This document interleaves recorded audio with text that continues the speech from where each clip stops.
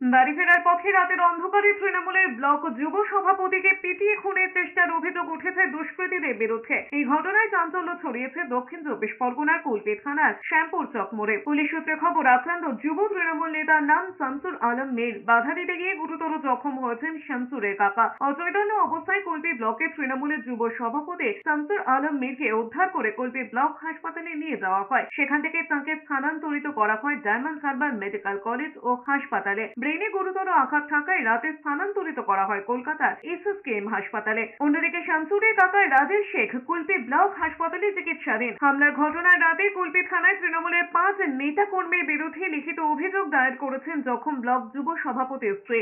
অভিযুক্তরা সকলেই কুলপির তৃণমূল বিধায়ক যুগরঞ্জন হালদারের ঘনিষ্ঠ বলে এলাকায় পরিচিত।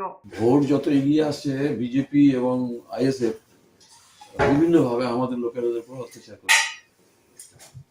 যারা এই ঘটনা করেছে তাদের বিরুদ্ধে প্রয়োজনীয় ব্যবস্থা নেওয়ার জন্য আমি ওসিকে বলেছি। যতই তৃণমূল কংগ্রেস বিজেপির দিকে আঙুল তুলে বলুক এটা বিজেপি করিয়েছে, এটা সম্পূর্ণ মিথ্যে কথা, বিজেপিকে বদনাম করানোর চেষ্টা। প্রকৃতপক্ষে তৃণমূলের গোষ্ঠীদ্বন্দ্ব হয়েছে। কারণ হচ্ছে এই গন্ডগোলটাই প্রথমই নয়, এর আগেও 2 থেকে 3 বার এই ঘটনাটা ঘটেছে। বারবার আক্রান্ত হয়েছে তৃণমূলের যুব সভাপতি, উনি প্রতিনিয়ত আক্রান্ত হয়েছে। আমরা এটাকে তীব্র নিন্দা করি। তারপরেও বলবো এদের খেয়েতে এদের মারপিটটা হচ্ছে, আর মাঝখান থেকে এরা আইএসএফ এর নামে দোষ দিচ্ছে।